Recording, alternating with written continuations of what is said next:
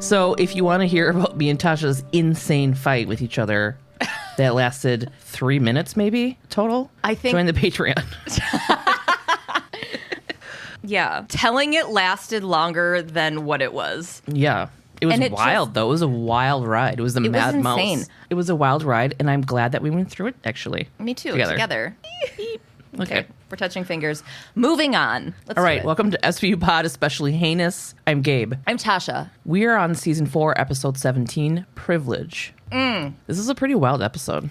It is. And like the characters and everything in it. There's a lot of people in this. So good. It's very white. It's snowy white, this episode. Mm-hmm. Yeah. So the opening scene, there's this older woman talking on the phone in the backyard. She's fucking incredible. She's fucking amazing. She's in her 70s, I think. So she's talking to her friend on the phone like, what does he want you for? Your pecan pies or your money? Love is nice, darling. But what does he really want? Yeah, she's like, if he only wants sex, I'm for it. Do it. I want to know who's on the other end of this phone. I know. Love it. Yeah, you have my blessing. You're pushing 70. How many rides are left on the merry-go-round? She's like, get that dick, darling. Then she kind of like sees something dripping from one of her like tree things. Yeah. And it's blood, and she's like, oh, there must be an animal up there. So she's still on the phone. She's got a fucking stick or something, and she's poking at it. Pop, pop.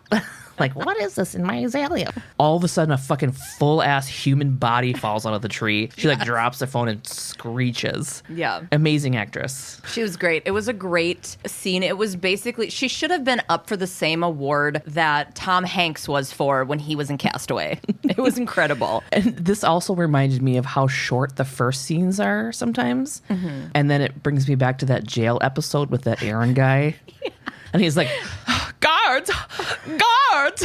And it was like 4 minutes long. It was a J.R.R. Tolkien novel, the beginning of that fucking episode.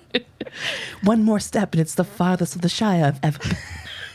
So Benson and Stabler are at this lady's house. Coroner Warner is also on the scene. The dead person found in the tree was wearing a maid's uniform and had no fucking face. Yeah. Okay? So the homeowner, Mrs. Blundell, she lives alone, doesn't have a housekeeper. Coroner Warner called them in because it looks like the victim committed suicide. She's covered in bruises and some are old, so they think that she could have been abused over time. Mm-hmm. She's beat to shit, basically. They think that she fell from this fancy millionaire tower right behind the house. Yeah. Benson thinks the victim was raped, couldn't speak English because she's a maid, and I was like, wow, what a leap. Yeah. Jesus. Right. She has no face. They have no anything for that to make sense outside of stereotypes. Yeah. She's like, I'm surprised she didn't call the rape in because she's a foreigner. I was like, I don't know how you... Okay. I was really confused by this scene at first. Like, how did this look like a suicide? Because this woman was in a tree or whatever, and I forgot about high-rises being over smaller buildings in big cities. Because they were standing over this window thing that's like, oh yeah, so she fell out of this giant building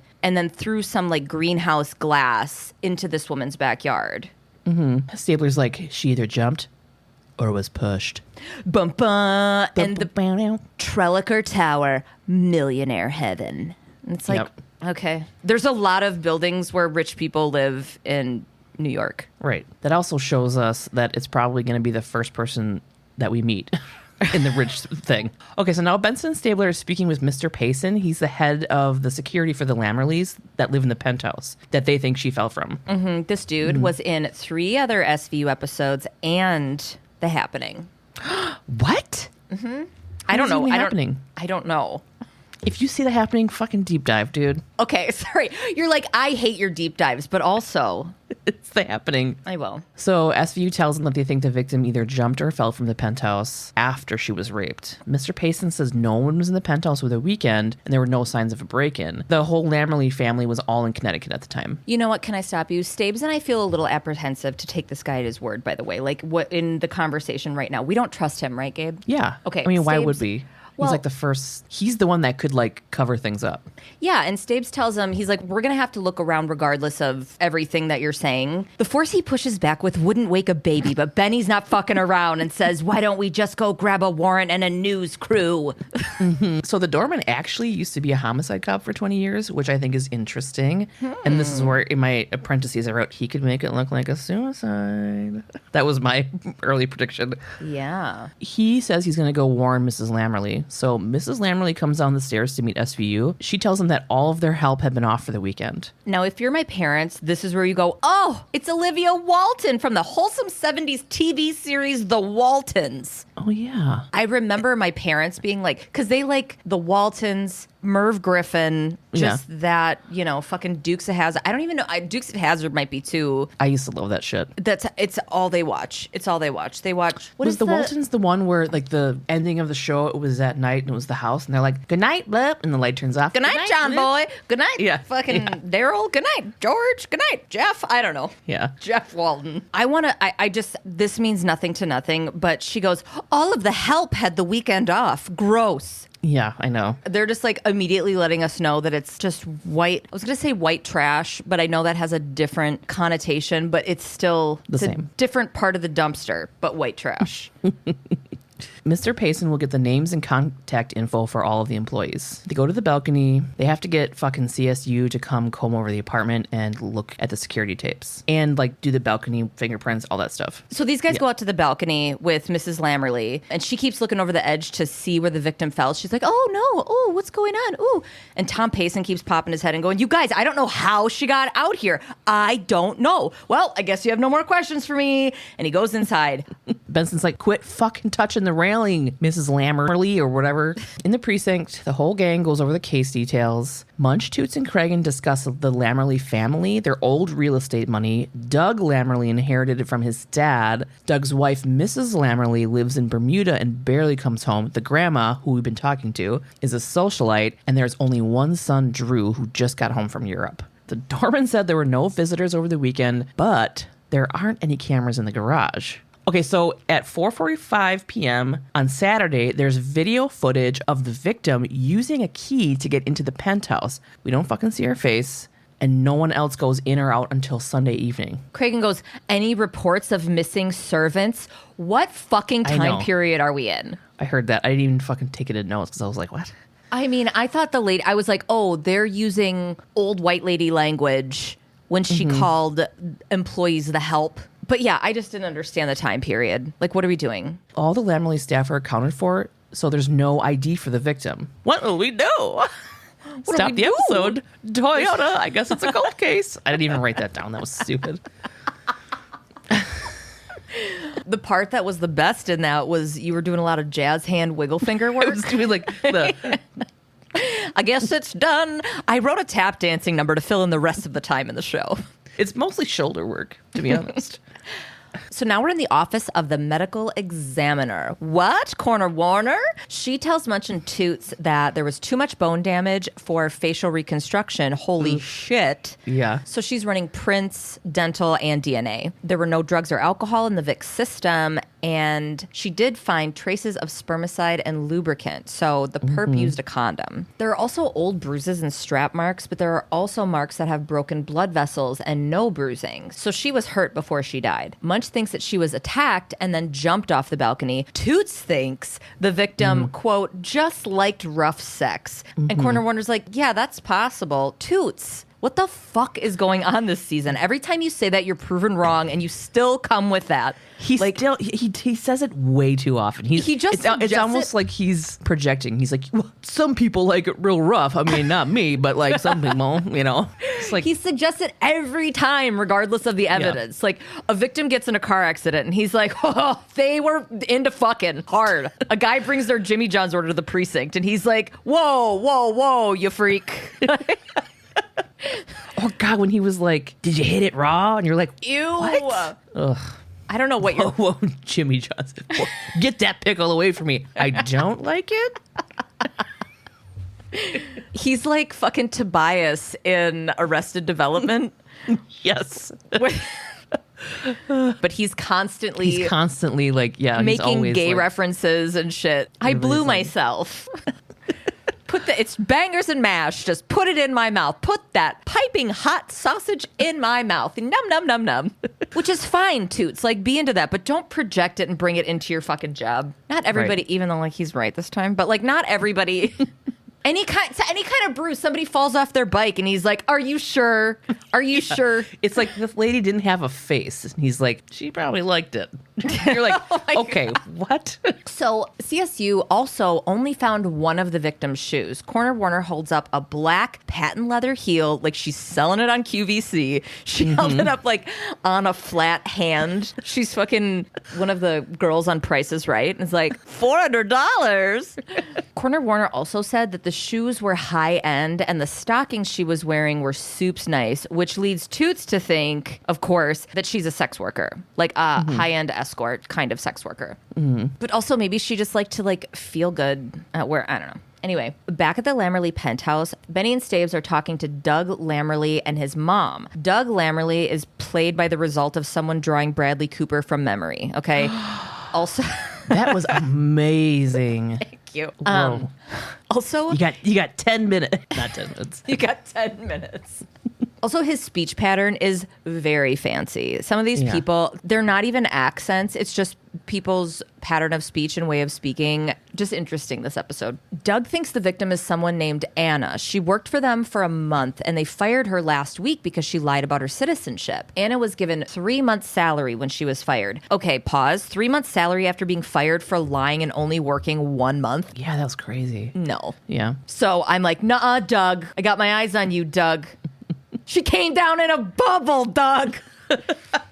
Everyone that I've talked to says it's Doug, by the way. Benson and Stabler show Doug a picture of Anna's black high heel, but Doug says he didn't notice her shoes. Sure, Jan. Who would? I would. You would? Really? Are you kidding? I would never notice the shoes that a person that was cleaning my house was wearing. If someone came into my house... I guess unless they were high heels, yeah, and they were cleaning my house. If they were wearing, like, a classic to-the-knee maid's uniform that had a cinched-in waist and that white collar that flops over, you know what I'm talking about? And the dress isn't even... It's not, like, French-made-y, but it's like a gross blue, beigey blue color or whatever. And then they had on stiletto, pointy-toe, shiny-ass patent leather black designer heels. Yeah, I'm going to know.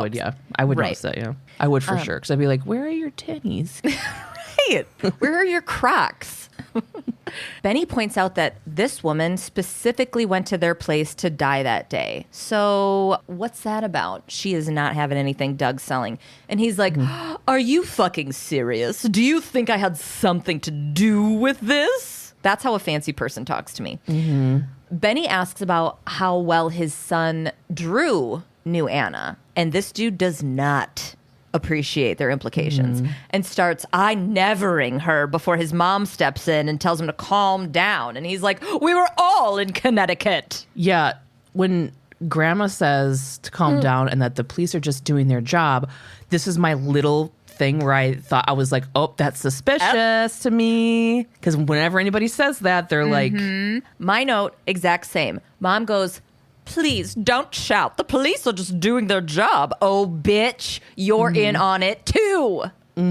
So yeah, we are killing this imaginary investigation. Right. Grandma tells Doug to go get Anna's old address.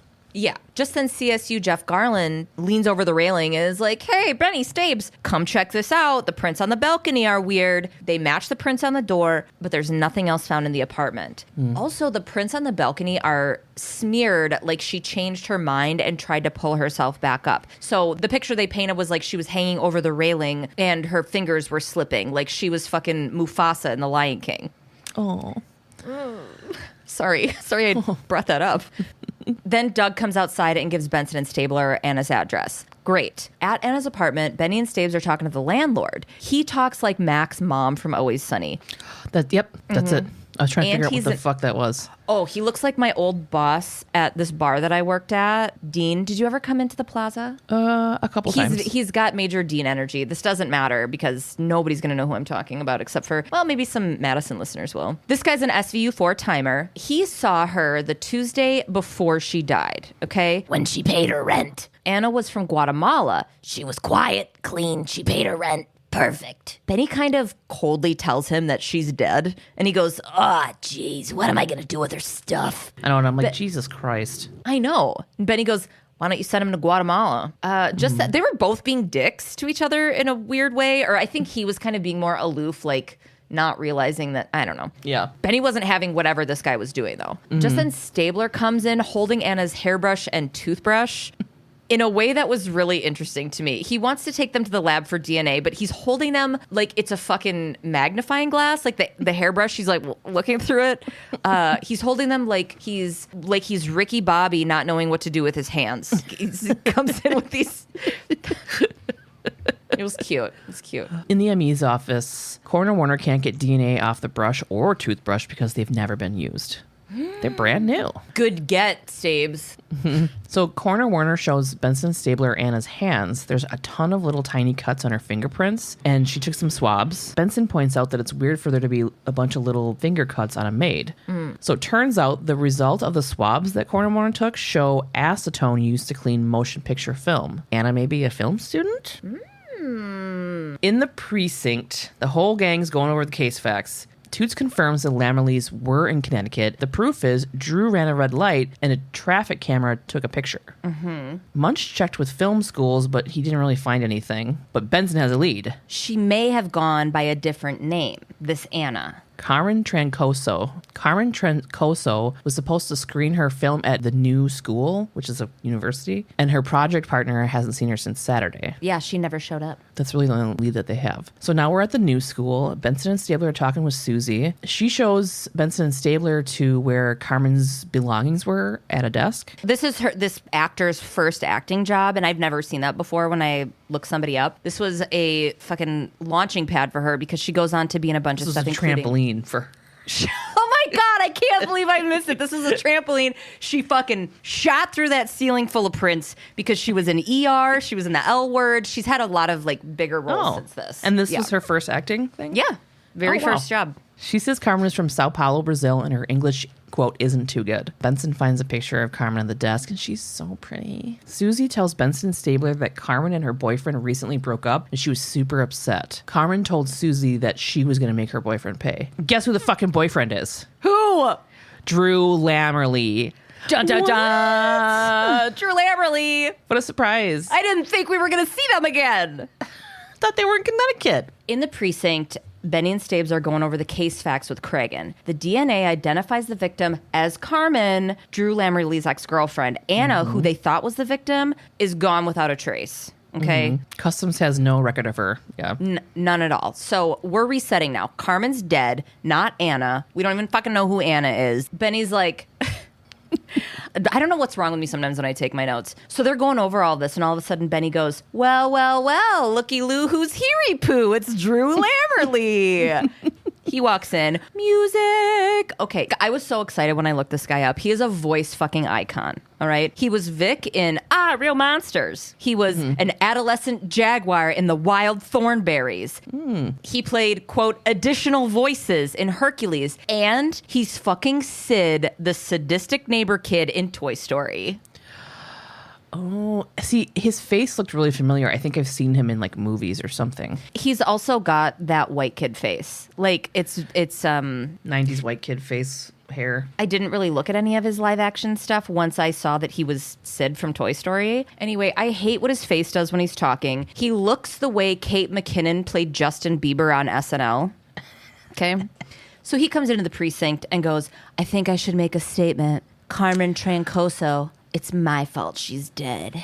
He was in this, I think I recognize him from this fucking like rollerblading Disney movie called Brink. Okay. From 98.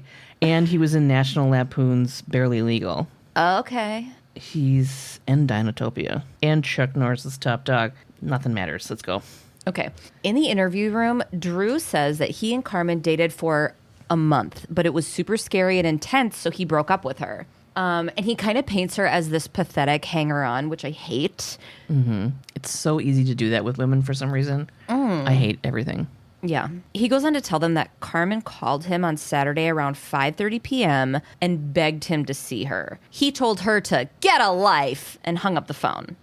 He's like, oh, if I had just gone over there, maybe she'd still be alive. Drew also says that Anna is still alive. One of the other maids heard from her, and she said she went to Miami to check on her sick aunt. And my response to that is, phew, glad that's wrapped up, even though it's a little sketch. I was right. Drew thinks Carmen wore the maid uniform to get into the building because he had already told the doorman not to let her in. And she must have made a copy of his house key when he was sleeping. He goes, she must have duped my house key. Okay. Yeah, that was weird. Drew does another lap telling Stabes it was a soups intense relation. Stabler starts tossing autopsy pics of Carmen in front of him. And he goes, you call beating the crap out of her intense? Huh? You little prick. You did this to her. Tiny butthole mouth. He was not fucking having Drew, and I loved him for it. He's back on the top of my list. Drew jumps up and turns into Opie Taylor and goes, well, geez, mister, yeah, I suppose I did. I sure did do those things to her, but I'm telling you, she wanted me to. You gotta believe me. And Toots pops in and goes, I told ya. He didn't. Drew says that Toots has like a fucking... like a tie around his neck. He's... like, I told you, he likes it rough. It's dick in his hand. Yeah, I get it. He's wearing a gimp outfit. He's like, unzip. I told you. He comes out of a fucking fucking chest in the corner. He repels from the ceiling in a sex swing. Yes. He's got like the fucking motorcycle. It's just like a Tom of Finland fucking wet dream. He jumps into the room. He's covered in lube. He's soaking wet. He's got strap-ons all over his body. He looks like a fucking dildo Christmas tree. A porcupine made of dildos. The camera pans out and he's... The camera pans out and you actually find out that he is the table. He's on all fours. Yeah. His dick's in a bear trap. See you guys. Told ya. Told ya. Some people are into that. I told you guys. Munch walks him out on a leash. He's like, I told you guys, and then lights his hair on fire. It's like, I love it. All right. Drew. We're back in here. Drew says that Carmen wanted him to choke her, but he couldn't do it. And that's when he broke up with her. Sure. She was into rough stuff. He wasn't. It was over. That sums it up. In the precinct, everyone's going over Drew's story. It kind of checks out. It's confirmed with Coroner Warner that the bruises were a sign of controlled violence. Stabler doesn't seem to trust Drew, though. I wonder why.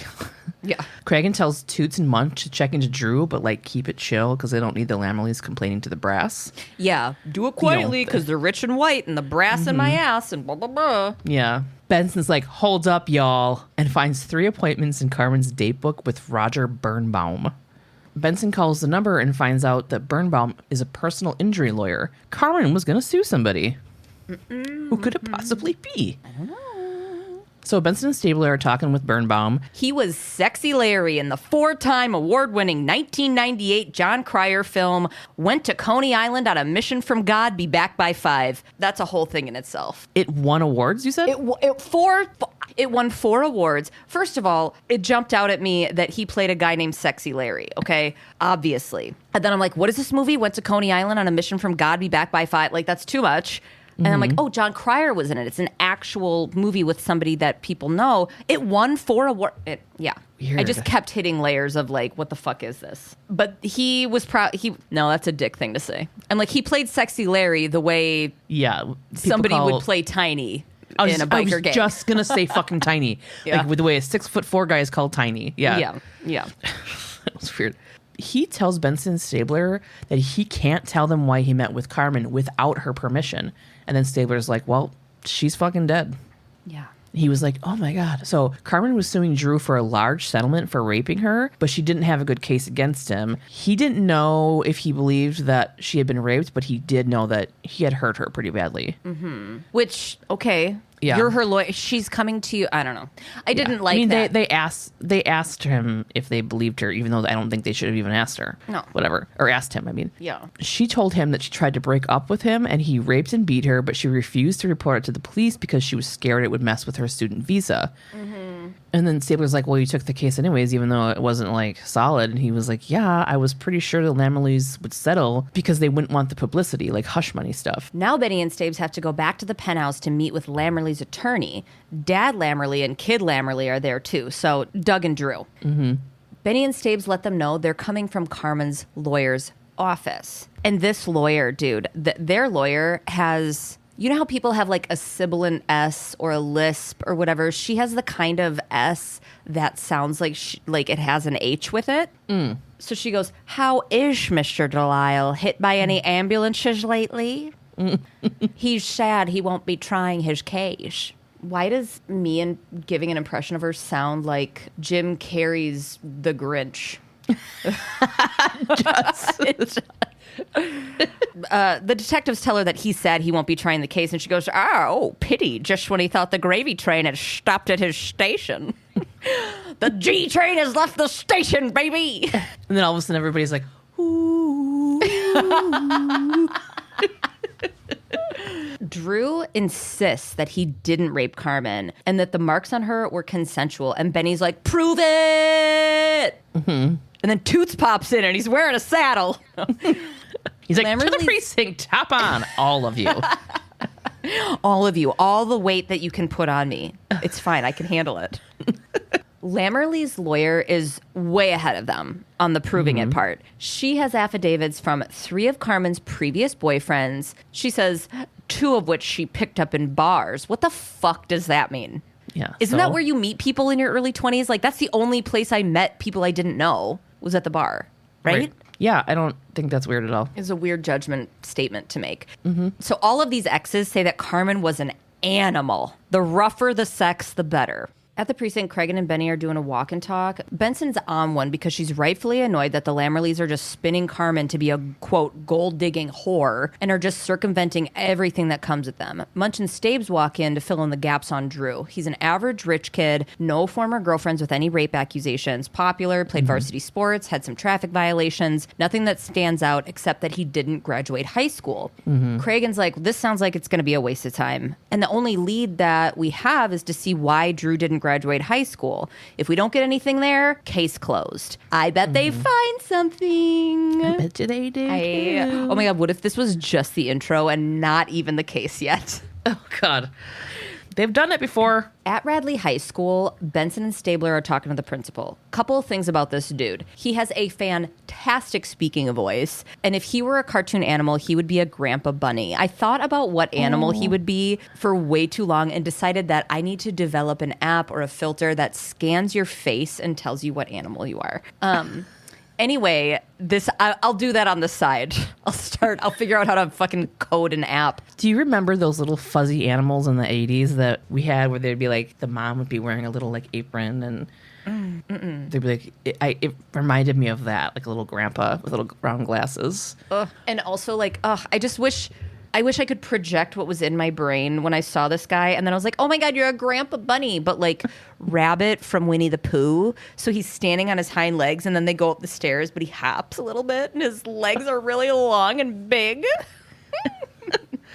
Also, the coolest thing about this guy, as far as I'm concerned, is he opens the door for Benson Stabler to come into his office, and it's a fucking giant secret door bookcase. Oh, I didn't even notice that. You didn't see that?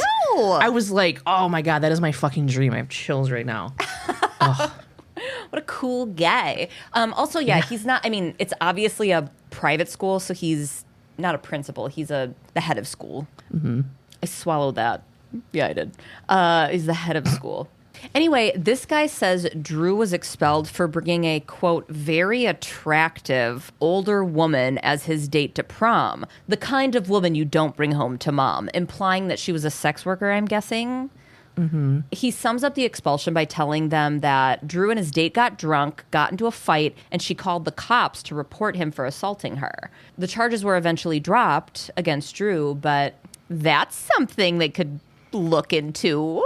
Yeah. The charges were dropped, but they still had to kick him out of school because there's like a strict no alcohol thing. Yeah, it had to do with the alcohol, not him assaulting a woman. I know. That's what I thought was like. He doesn't remember the lady's name because it was like 5 years ago. He's probably like, I think it was Whore McHo. It looked like it anyways. Jesus. Benson and Stabler go to check assault charges at the responding police department from Drew's prom. So the assault paperwork was filed, but it magically disappeared, of course. The only thing that Benson could find was a card linked to the charges that has the woman's name on it. Jennie White, 24 years old. She refused medical treatment, and she has an address. When they said older woman initially, I was picturing like Blanche from the Golden Girls. Yeah. Or the Ho one from Sex and the City. The one that like jazz scats with her husband or whatever. What's her name? The one who won't be in stuff anymore with Sarah Jessica Parker. Oh, Kim Cattrall. Yes, that's who I pictured. Samantha. Also, if she's 24 now and it was 5 years ago, she was what, 19? Yeah, older woman. And it was his senior prom? He was 17 or 18? Anyway, yeah, that seems... Benny and Stabes go to said address. They go to talk to Jennie. And they talk to this woman at the door who says that she doesn't know anyone named Jennie White. This lady, her name is Camilla, and she looks like a lady who fucking, first of all, loves a blowout. Also, this is what I pictured when the head of school, Grandpa Rabbit, said attractive older woman. Yeah. She says, She says, well... I've lived here for 20 years and none of that tracks. I'm sorry. Dude, What? If I was the dean of that school or the head person, a fucking 17, 18-year-old kid brought in this lady, Yeah. I would be like, no. Let it play out. I got to see what happens. I got to see what's going on. What is this? Yeah.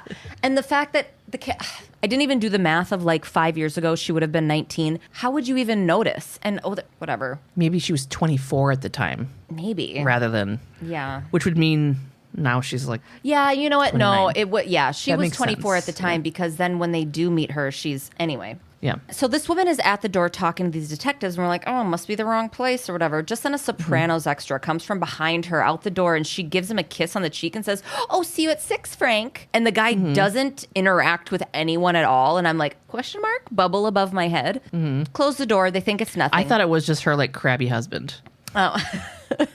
The detectives go to leave when a young blonde woman is walking up. She's about to go into the house that they're leaving. She's at the bottom of the stairs with this dude. She sees the detectives and goes to the guy that she's with, like, "Oh, let's just go get some coffee." Stabler looks at Benny then and goes, "Looks like one of Miss Hartnell's girls decided not to come home. This place is a brothel." And he spins on his heel and knocks on the door again. This time they're way fucking sassier. They threaten Miss Hartnell. First of all, it's got to be his training and his experience that led him to that conclusion. So quickly. Because I was like, this place is a brothel. Okay. It was the same thing. I was like, wow, okay. Yeah. But they deal with it way more than I do. So I guess that... Doubtful. They threaten Miss Hartnell that they're going to call Vice if she doesn't tell them where Jennie White fucking is. And she's all, you think I give a shit about Vice? I'll make one phone call. They barge in and start telling girls to line up and tell them it's a raid, okay? It's funny because she like couldn't even get through the word phone. She's like, I'll make one phone call. And Benson's like, you do that. Bye. And they just like fucking push her, like pie face her to the ground. They're like, ladies, line up. This is a raid. And they're just in there yelling. And I'm like, can they do that? I mean, they saw a woman on the stairs. It's just, there's got to be something that means that they can, because they would never just bust into like a residence. They would find a tricky way to get inside. Probable cause. They're probably like, if we're wrong, which we're not, because we know a lot, but if we're wrong, we'll just ask for forgiveness instead of permission. They're like, do I smell weed? I'm coming in, or whatever the fuck they do. So Miss Hartnell gives in, and she's like, okay. I'm sorry, is that pussy? This is a brothel. That's what I thought you were going to say. That's what I should have said. So Miss Hartnell just gives in then. She's like, I'm not dealing with these people busting in here. Jennie White stopped working here 3 years ago. She married some rich guy named Angus Rochester. This lady and her door knocker Chanel earrings let them know that they probably aren't going to get shit out of Jennie now. Not the way she's living. I love the way she said it, too. She's like, I think you'll find she's similarly disinclined to remember the past. And I did clock those fucking Chanel earrings. Are huge. Oh, my God. Benny and Stabes walk up on Jennie at a park. Holy fuck. It's Sarah Wayne Callies. She's Anita Dick from Letterkenny, which I just binged the shit out of. Have you watched that yet? No, you haven't. Not all of it. Not all of it. But, Anita Dick is the Amish wife, and they make so many sexual innuendos, but it's all unintentional, and it's really great. She's also Lori from The Walking Dead, and Sarah. That's it. I was trying to figure out who the fuck she was. Yeah. She's also Sarah from Prison Break. That's a big role that she had. And also, she is gorgeous. This woman is flawless. Mm-hmm. She tries to pretend to 2 SVU detectives that hunted her down in the 11th largest city in the world that she doesn't know what they're talking about when they say, "Hey, Jennie White." Duh, Jennie. Okay. All of a sudden, we see her husband carrying their toddler and yells to her like Stabler does when he's trying to catch a runaway. He's like across the park and goes, "Jen!" And Stabler's like, "Listen, we don't care about your shit or your past." The husband's walking up and they're trying to get this hush conversation in before he gets up there, because she makes it pretty obvious that she's like, "Oh, it's my husband." Because her past is a secret in their minds at this point. Stabler's like, "Listen, we don't care about your shit or your past. Did Drew Langley rape you?" And she's like, "Fucking yeah, he did. But the second my husband gets over here, I'm going to deny it." Yeah, she's like, "If you ask me anything in front of my husband, I'm not a lie." Yeah. Stabler gets a call, and while he's on the phone, not talking at all, Benson says to Stabler, who just got a phone call, "So Drew's going to get away with it again." Stabler hangs up and says, "Maybe Drew's luck just ran out. I mean, I don't know, because you were talking while I was on the call, but we'll find out." The whole scene was bizarre. You're an SVU detective. These phone calls come in, they're 3 milliseconds long, and you talk over it. I assume there's a room full of like call center people that have to call this information out to police officers. And I bet you that department has the highest suicide rate. Yeah. My feelings would just be constantly hurt. Just crushed. It's my job. Yeah. It's my job. In the Taru lab, Benny and Stabes are talking to Terubin, and he had set up a simulation of the fall and decided that she had been pushed from the balcony. I love this scene. I love any scene where they're looking like fucking precogs figuring out what happened. Benny and Stabes get this information from Terubin, and then they're reenacting it. They're reenacting it in the most bizarre way also. It's like, where Stabes is Carmen and Benny is Drew, and Stabes is like looking off into the distance. So he's like, "Oh my God." So she gets up against the rail, and he's holding a desk like he's up against the railing, not making eye contact with anybody. And then Benny comes up and leans into him like she's And the whole world's like, will they or won't they?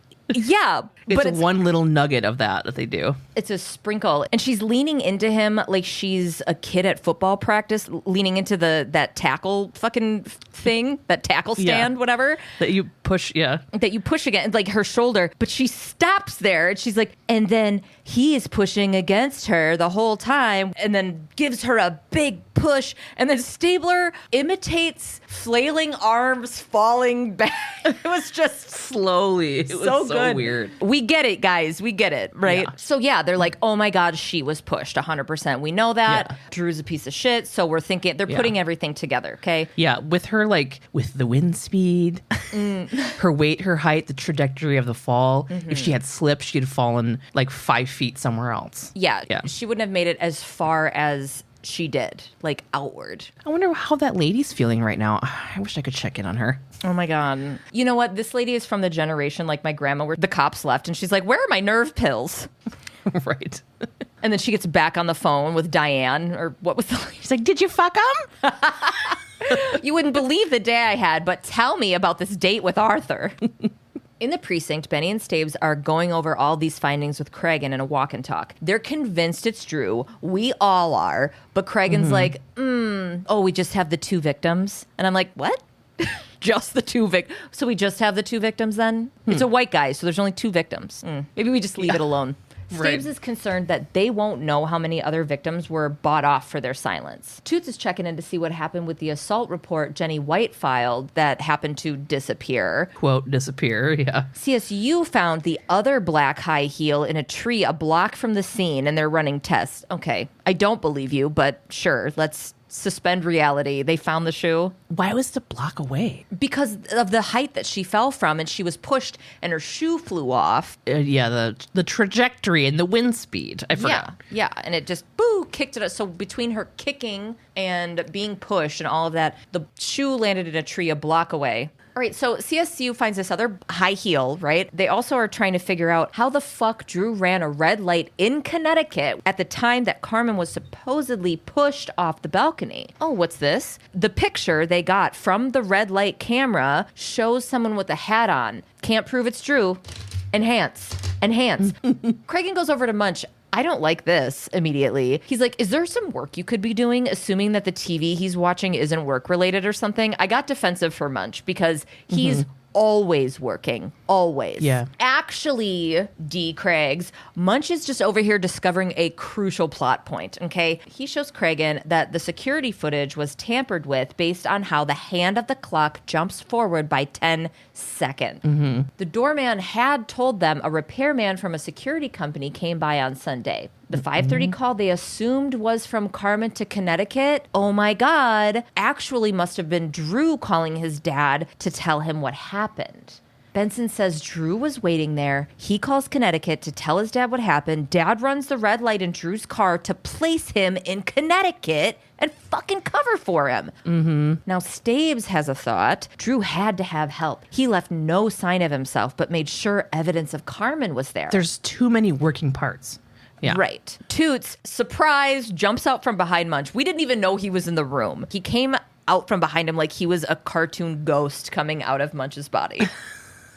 He tells them that the cop that did Jennie's report 5 years ago was Tom Payson, the Lammerleys' head of security.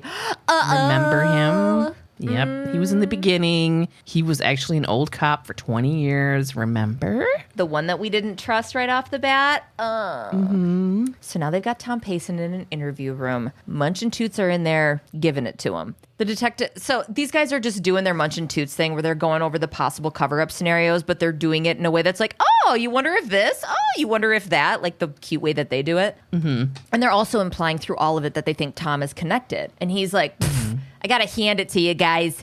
Yes, VU. I thought you were just the panty police, but you're right up there. And Munch bites and goes, up where? And he goes, Dreamland. Ha ha. Like, Burn.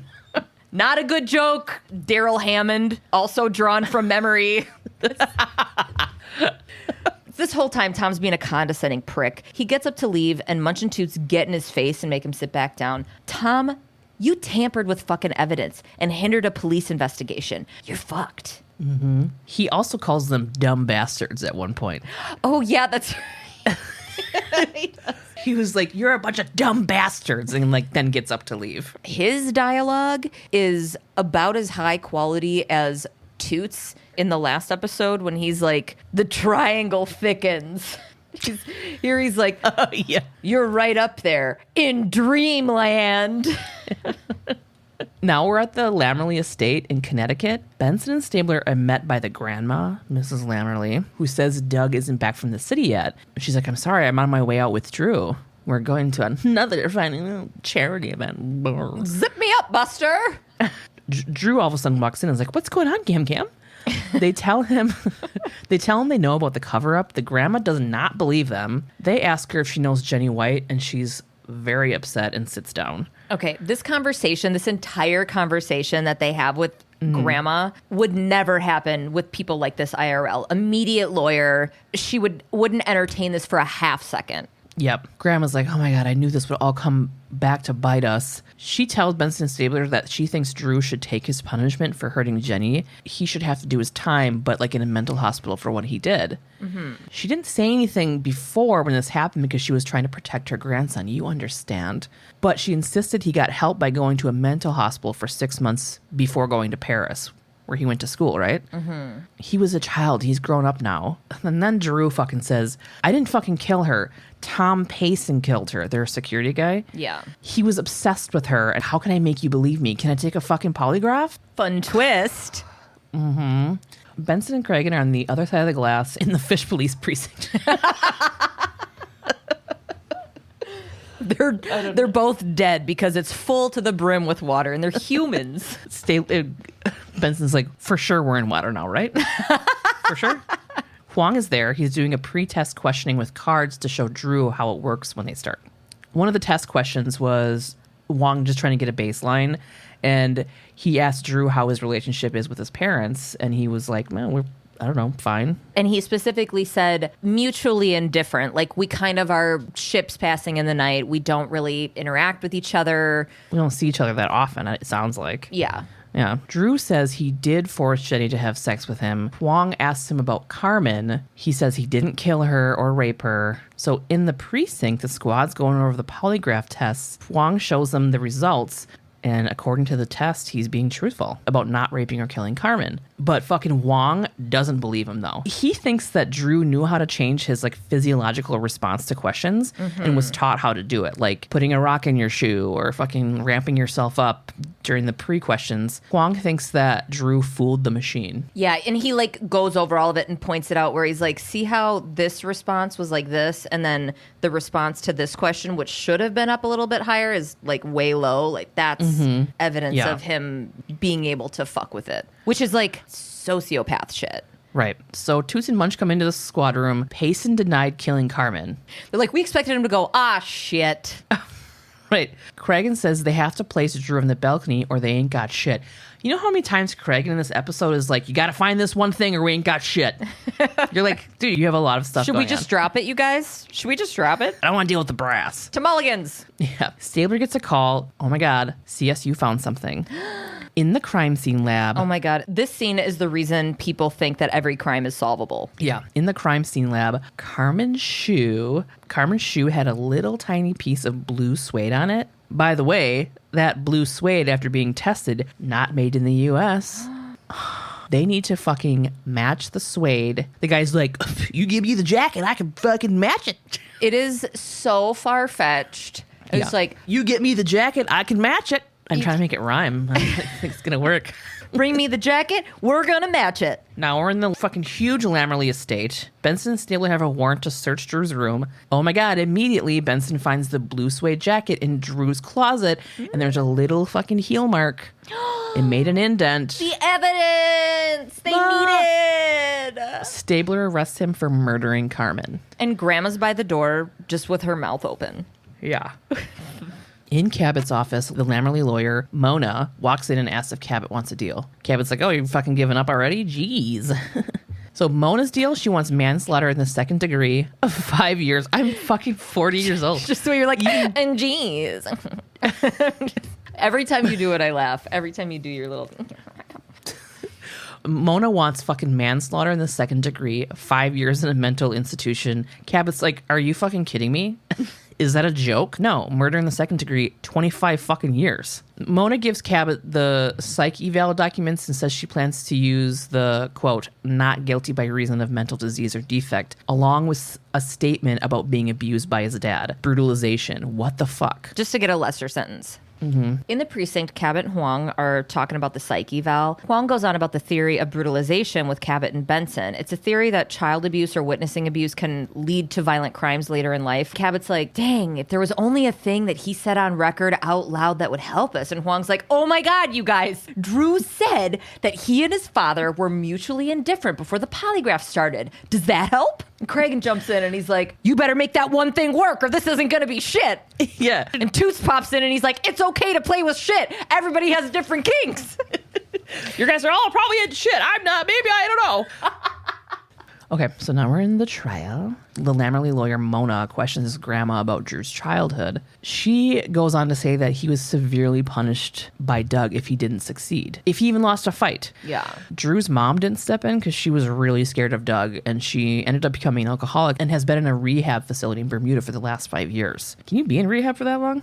If you're rich, you can do whatever you want. Together between the lawyer and grandma, they're painting this picture of Drew's sad childhood, and the camera cuts to Cabot, and she is hard side-leaning and side-eyeing the entire performance. She's like, this fucking bitch is a joke. Yep. Grandma tells the court that Doug once broke Drew's arm by throwing him down a flight of stairs after Drew got in a fight at a hockey game, but lost the fight. Yeah, he was punishing him for... Losing the fight, yep. Not for getting in a fight. Which it wouldn't be okay either way, but it just shows even more the level of violence.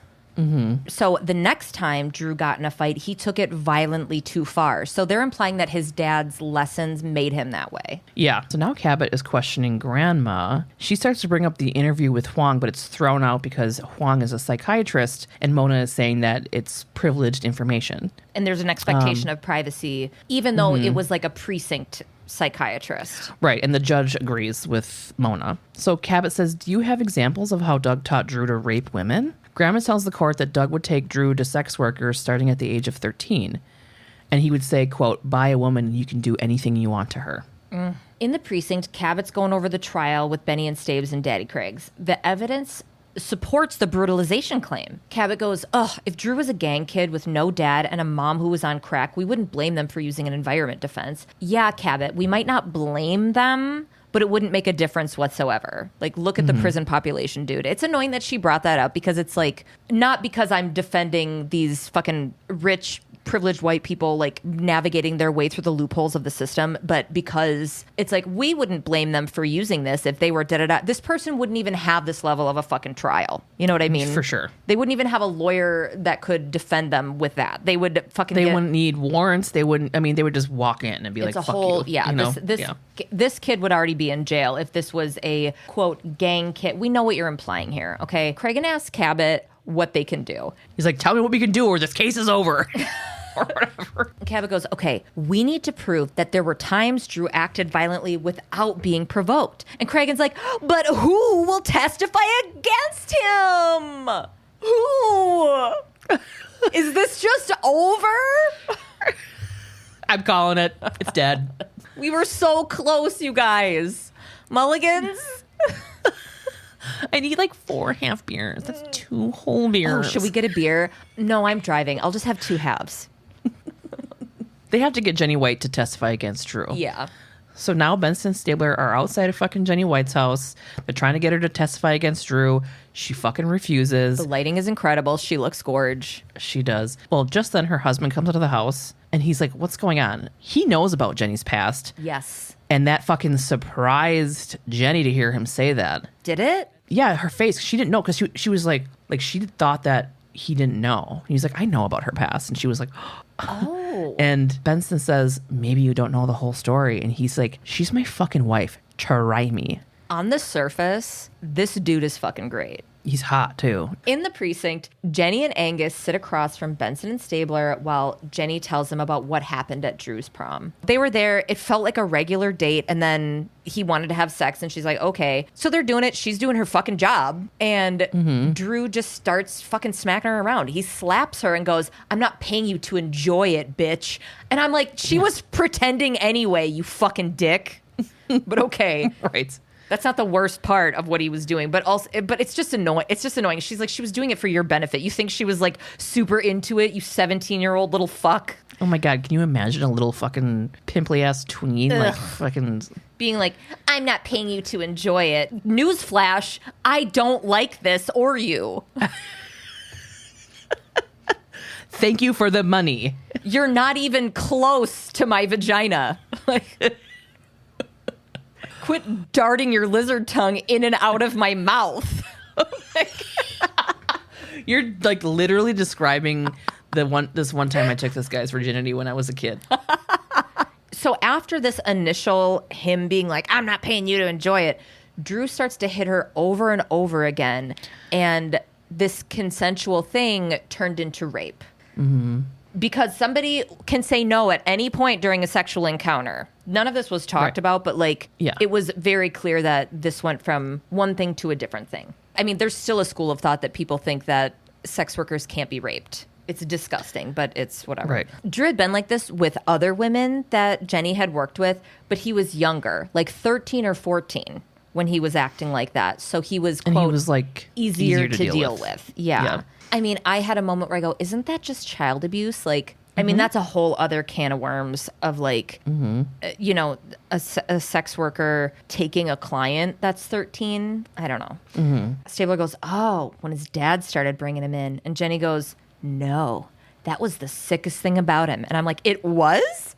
Drew was brought to the brothel by his grandmother. Oh my she God. would pick his girls for him. Choo What? choo. All aboard the twist train, everybody.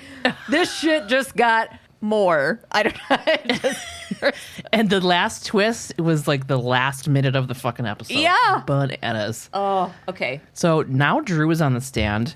Mona's questioning him. He's telling the court what happened before Carmen's death. He tells Mona it was over and Carmen screamed at Drew, hit and kicked him, so he kept pushing her until she fell. And he's like, I didn't mean to kill Carmen. Something inside me snapped, which is exactly what they wanted him to say. Yeah. Cabot is now asking Drew how he broke his arm playing hockey. And then just at that moment, Jennie and her husband walk into court. Cabot's got all kind of evidence from witnesses at his school that it was from hockey and it wasn't actually from his dad pushing him down the stairs. Yeah, the teacher and the head of school both signed affidavits saying that they remember that is when he broke his arm playing hockey because they were worried about a lawsuit, which makes complete sense. Cabot points out Jennie and asks if Drew recognizes her. He's like, no. But Cabot has Jennie's affidavit from Jennie's rape that he attacked and raped her without provocation. And then Drew's lawyer's like, I object. And then the judge rejects the affidavit. He's like, you can't just bring in new stuff. Right, which is, I get that, but also it's really important.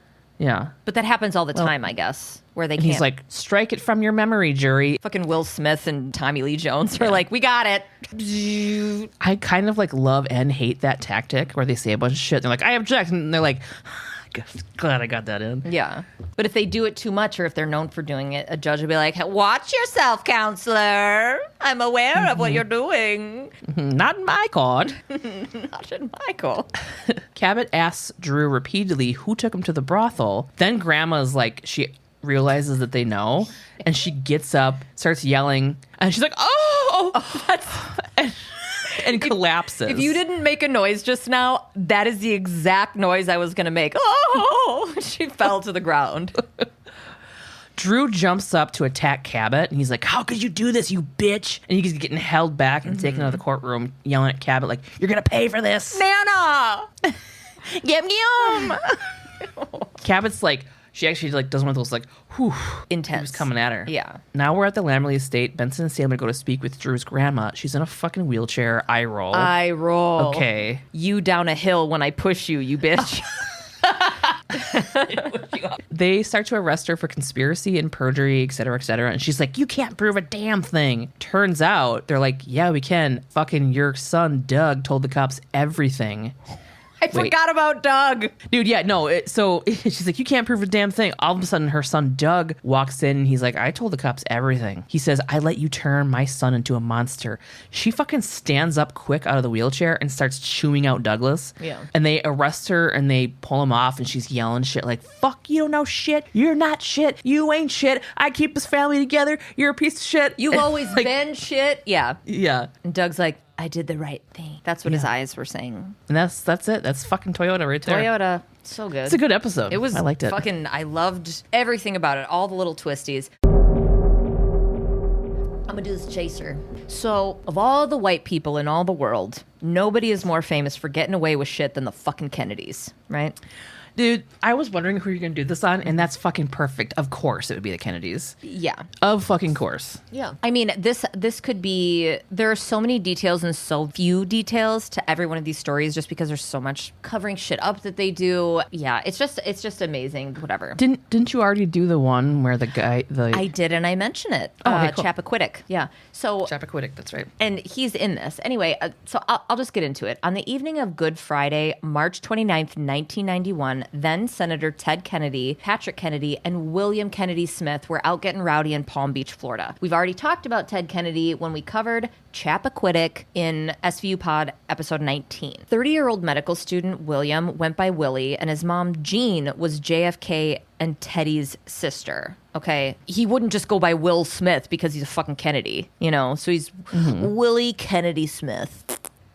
So on this Good Friday, this super holy Catholic day, Willie and his Uncle Ted and cousin Patrick are out partying at this bar called Aw Bar. It's like AU. I wonder if it was like French or something. AU Bar, Aw Bar. While there, Smith met 29-year-old Patricia Bowman and her friend Ann Mercer. Late in the night, Smith asked if he could hitch a ride home with the women and probably invited them over, whatever. This wasn't just a residence, okay? This was the Palm Beach Kennedy compound where the Kennedy family vacationed and hosted some pretty incredible historical figures. This home was nearly 16,000 square feet. There was a pool, a tennis court, and 200 feet of beachfront. Can you imagine? Okay. And so I kind of dove into it a little bit. The Kennedys sold it in the early 90s, I believe, but it was most recently sold for $70 million. Career politicians make me fucking sick. Yeah. But JFK's dad bought it initially in the 30s for like $110,000. So, I mean, anyway, it's, yeah. I mean, I don't disagree with you that it's gross, but so that night when they got to the compound, Smith asked Bowman to take a walk on the beach with him, Patricia. While on the secluded beach, Smith tackled and violently raped her. Patricia called friends to pick her up at about 4 a.m. When she got home, she called a rape crisis center and went into police to get a rape kit done at the hospital. They found fluids in her body and bruising on her body.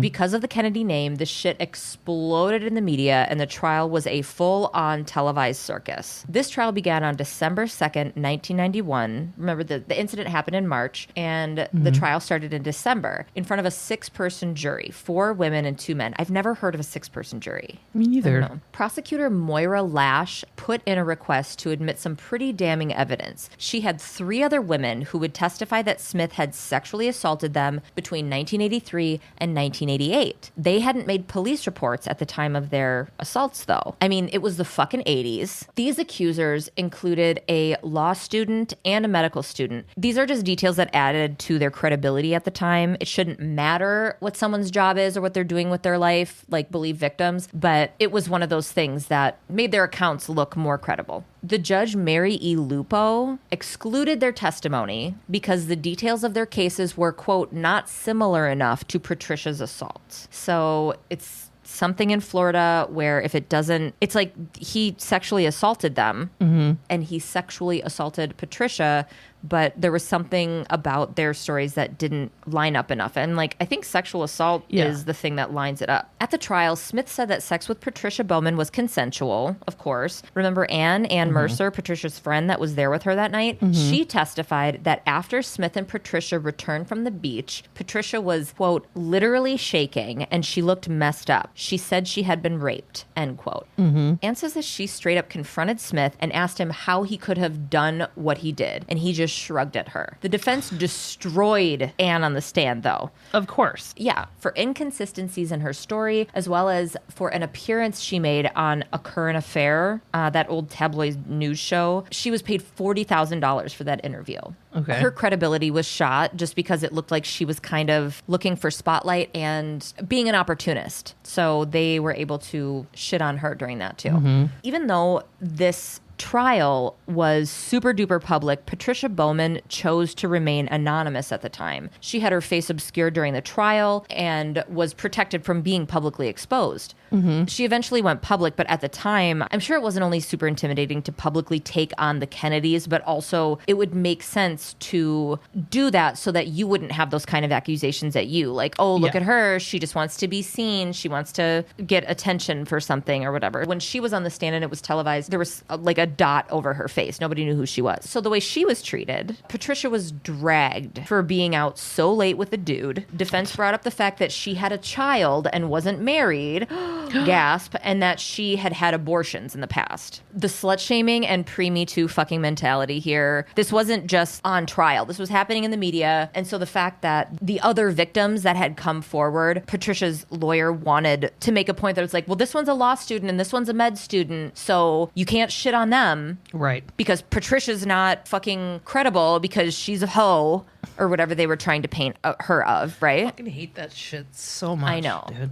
Never once would that a man on trial be like, somebody's like, you've slept with women. Never, no way would that affect anything. Right. imagine the lawyers that this fucking Kennedy had, right? So while she was on the stand, Patricia said of her experience, quote, "I thought he was going to kill me." Jesus. Imagine feeling that way and then having, the strength that it takes to even say something. Yeah. I have no words because to be in a position where you're like, I thought he was going to kill me. And then you leave that situation and not only do so many people not give a shit, but they want to destroy you. Right. When cross-examined by the prosecution, Attorney Lash asked her about her possible ulterior motives for pressing charges. And Patricia said, quote, "What he did to me was wrong. I have a child and it's not right. And I don't want to live the rest of my life in fear of that man. Yeah. And I don't want to be responsible for him doing it to someone else." Okay. Defense attorney Roy Black fiercely objected, and Judge Lupo called what Patricia said inappropriate and had her response stricken from the record. Why? I don't know.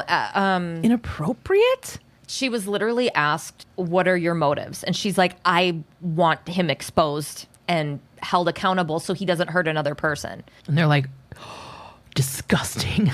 You bitch. That is crazy. They can't bring in any of these prior victims. There's nobody that can speak for Patricia.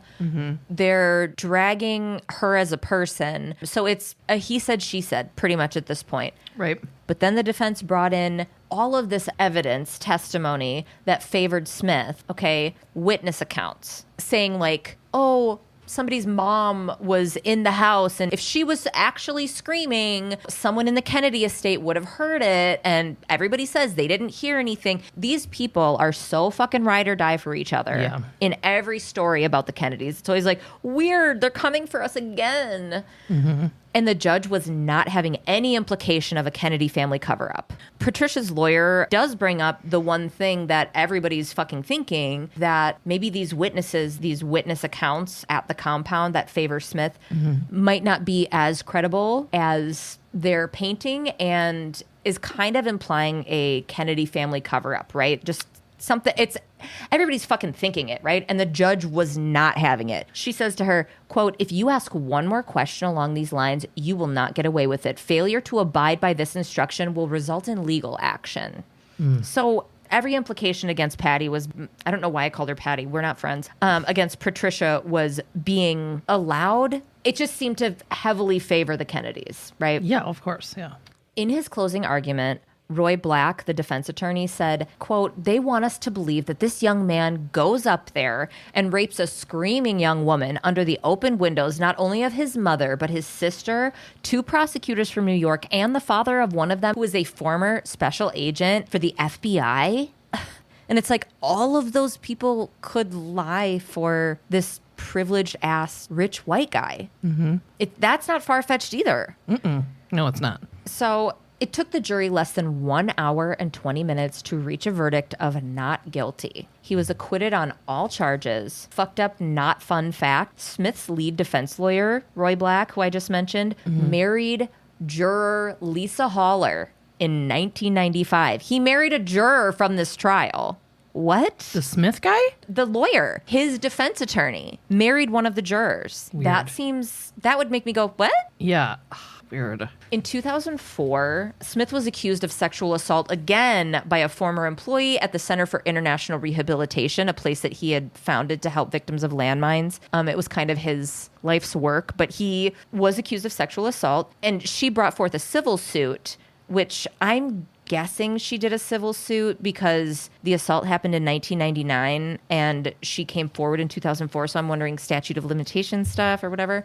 He denied it, of course, and said, quote, "Family and personal history have made me unusually vulnerable to these kinds of charges." Smith ended up resigning from his position there, and a spokesperson for the organization admitted that there had been 2 other cases with female employees that had been settled prior to the 2004 case. But then the 2004 case, it ended up getting thrown out the next year anyway. So this guy has had multiple accusations and faced 0 consequences. Right. So Awesome. All right. So next week we got season 4, episode 18, Desperate. it's just about me in high school. So a little boy watches his stepmom almost die, but is too scared to talk to the police. Fuck. Okay. It's going to be fine. Back to kids. All right. He's not getting hurt. He's just... Okay. Well, maybe. Well, I don't know. we'll see. All right. Fucking rate and review us. Toss us 5 stars or get the fuck out of town. 555. Email us at svupod@gmail.com or send shit to our fucking P.O. Box, which is P.O. Box 176, DeForest, Wisconsin, 53532. Check out our Instagram at SVUpod and join the Facebook group SVUpod Elite Squad. I fucking love it. Also, hashtag a little bit loud. Indie Pods, a little bit loud. Join our fucking Patreon. Yes. Get yourself up in there. So let's see. We just recorded for 2 hours and 20 minutes this episode on... I'm going to start putting the timestamp for the Patreon when I post it. Yeah. I'm going to put both timestamps so people see, like, some episodes are 10 minutes longer for the Patreon. Some episodes are fucking 30 minutes longer, depending on what kind of shit we get into. Jokes that go for way too fucking long. Yeah, you're going to want to hear the Patreon version of this episode. Because it got wild. You know I'm going to cut out all that fucking, yeah. And we talked about this, like, insane, intense 45-second fight. Legit fight me and Tosh got it into. It was...